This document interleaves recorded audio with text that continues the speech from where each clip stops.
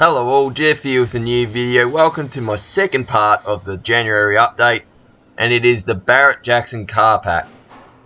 Many people think this car pack is weird. Many people have tweeted saying, oh, it's the worst car pack ever. To be honest, they're pretty cool cars. They probably belong in Forza Horizon more than they do in the motorsport game, but you know what? I don't mind the pack.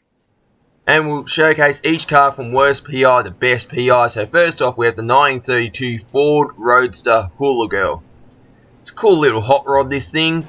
The interior is nicely decked out in what looks like leather. But what's it like to drive? It's low D class Forza Specials, so you know you'd have to upgrade it for the class hoppers. But we'll see how we go. And of course, we have the Stig driving it. Fair enough. Any new car that comes with Forza, the Stig just has to drive it at the Top Gear test track, and that is a very, very high gear stick, and it's got a little skull on the gear knob, very reminiscent of the Bone Shaker. But you know what? This is a very cool cruiser in the sense that you don't really need that much power for this thing because it actually grips very well, surprisingly, for a hot rod. I mean, if you do give it like loads and loads of horsepower, then all the handling's just gonna go down the drain, you know what I mean? But it is a low D class car, but in the same sense, actually handles really nicely. And you know, hot rods, you know, you could go all out and just give them as much power as you possibly can. But this thing is actually half decent to handle as a result of being D class. That engine looks really cool though.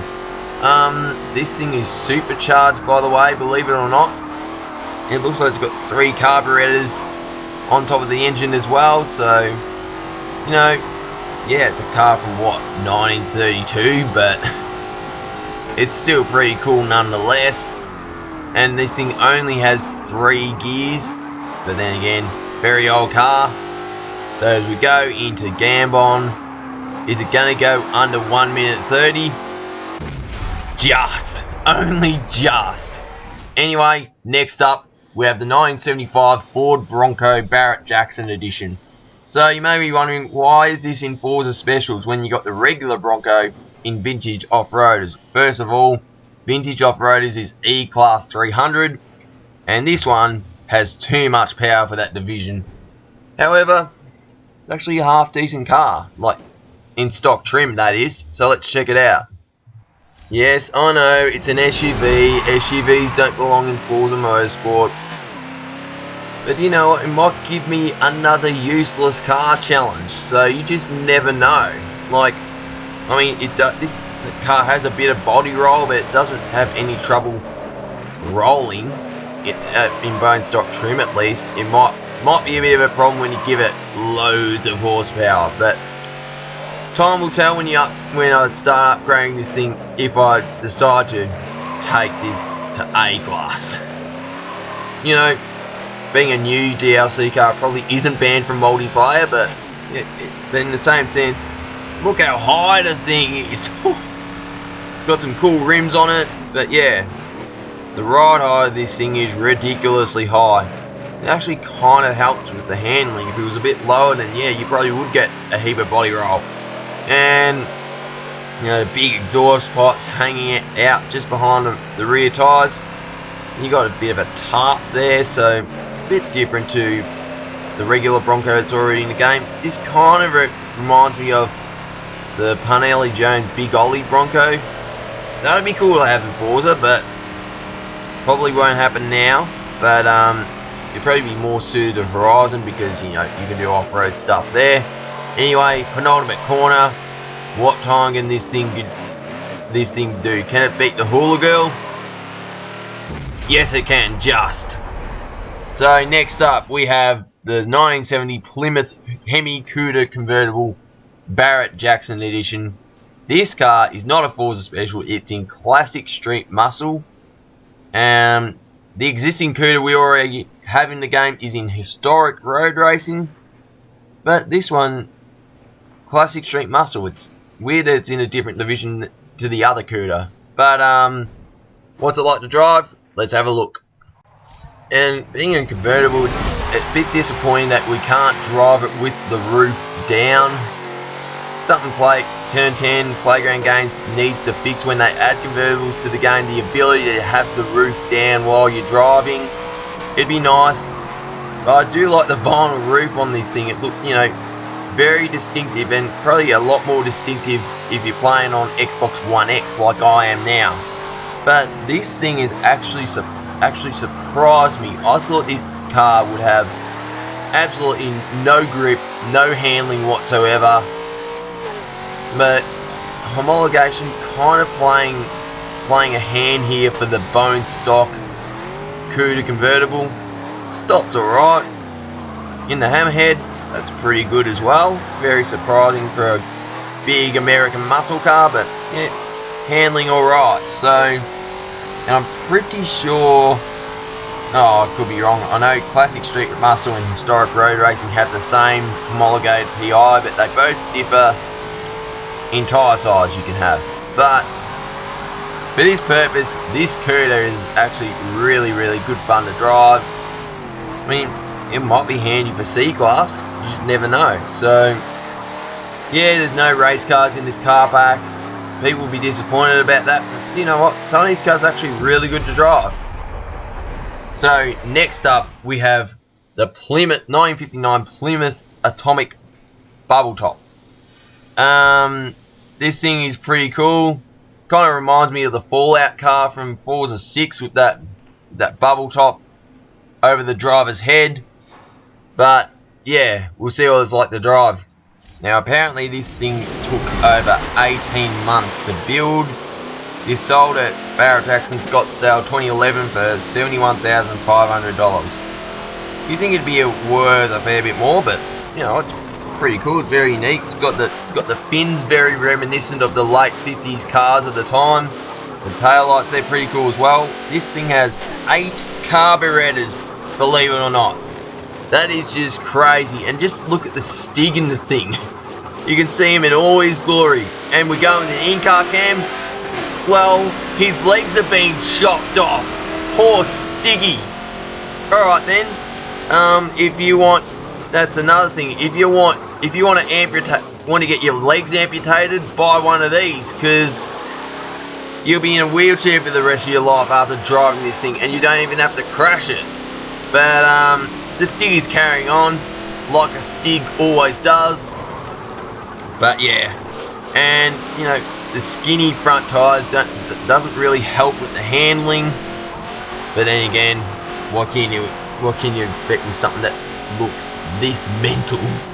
8 carburetors. That is just crazy. You'd be using so much fuel. But what time can it do? That's the important thing. It would end up doing a 122.3. Not bad. Next up, we have the 1970 Chevrolet Chevelle Supersport Barrett-Jackson edition. You may be thinking, why do we need this car? We've already got a regular Chevelle in the game and a Chevelle Forza edition. This car doesn't have the 454 7.4 litre V8. If you go to Forza Vista and you pop the hood of this thing, you'll see Chevrolet 572. That doesn't mean kilowatts, that doesn't mean horsepower. All I'm guessing is this a 9.3 litre engine? If that's the case, well, this thing is absolutely mental, and it just shows because it's probably a drag car, because you see the tyres, just the inside wheel just smoking as you brake and as you turn. Beside all that diff smoke, it's not too bad in the corners, but it's all about the power of this thing. Then again, Chevelles have always been about power and not much else. But it's got half decent brakes, believe it or not, even though you smoke the inside tyre all the time. As we go out of the hammerhead, that's actually not too bad, all things considering. This thing is in the middle of B class.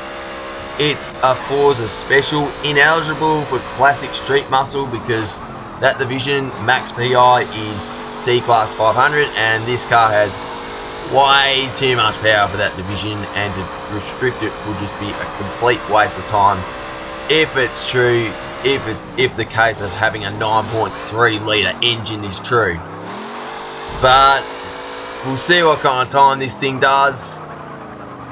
You know, it could be better through Gambon. It would end up being a 122.8. Next up, the Shelby Monaco King Cobra. Now, apparently this is the only original surviving Monaco King Cobra, authenticated by Carol Shelby. So, you know, very, very rare car, this one. Now, this was driven in the US RRC, which was the predecessor to Can-Am, so, you know, a lot of potential.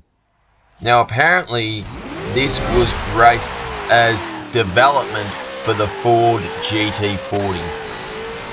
Yep, the GT40. We may not have had the GT40, or the GT40 may not have been the legend it was if it wasn't for this car. So this thing has a 289 cubic inch V8, that is 4.7 litres, and you'll be able to, what you're about to see is this thing brakes really well. Even though it's from 1963, it's got four-wheel discs, very handy to have. As you can see, the acceleration is absolutely mental. Now, in terms of Barrett-Jackson, this sold at Barrett-Jackson Scottsdale 2014 for, wait for it, $1,650,000. Fair enough if it's the only one left in the world, and just look at those exhaust tips just wiggle their way around corners. But yeah, very rare piece of kit. And I just know it's going to be a good car for class hoppers, you know, looking at the Cobra and the Daytona, how good they are. Okay, the last car, the 1932 Ford Custom Double Down. This thing is all-wheel drive, and as you see between the headlights, that is actually the front diff sticking out of the front grille. Yep, all-wheel drive means you need two diffs, one at the front, one at the back. And as you can see, 10 acceleration, you're about to see why. So the Stig had a lot of trouble driving this thing around the track. Anyway, 0 to 100 less than 2.5 seconds. That is crazy. Apparently this thing has a 576 cubic inch or 9.4 litre engine. That is mental. I didn't think such huge engines exist. Well, for 8 cylinders anyway. As you can see, those wheels are massive just to cope with the power. Yeah, it's crazy. As you can see, you have to brake so early in this thing, almost missing the hammerhead all completely. You know, the Stig, he had a lot of trouble keeping this thing on the track. Probably hasn't driven something this insane in his life, but yeah. Very, very crazy car. Yeah. Barrett-Jackson Scottsdale 2016 sold for $144,100. You know, nothing compared to the King Cobra, but the performance of this thing, it's just crazy. Crazy fast. 1:10.7. Where's that put it to the leaderboard? That has put it 4th fastest in between the TVR Cerberus Speed 12 and has actually beaten the M8. The King Cobra will bet the Audi R8 LMS Ultra and the Porsche RSR. Very, very impressive indeed. In terms of the others, well, the Bubble Top, that bet the Hot Wheels Twin Mill. The Chevelle, that bet the BMW M3 Forza Edition, the E30 that is. The Cuda was in between the Hot Wheels Camaro and the Bone Shaker. And the Bronco and the VL Commodore was in between the Ford Bronco and the Hula grill, right down the bottom. But yeah, there you have it. That is the Barrett-Jackson car pack for you. Very interesting car pack. I know people don't really like this car pack, but you know, I think it's pretty cool. Anyway, if you like the video, smash the thumbs up button, leave a comment, let me know what you think, and if you want to see more, subscribe and tap the notification icon. Anyway, this is Jeff here, and happy racing. Cheers.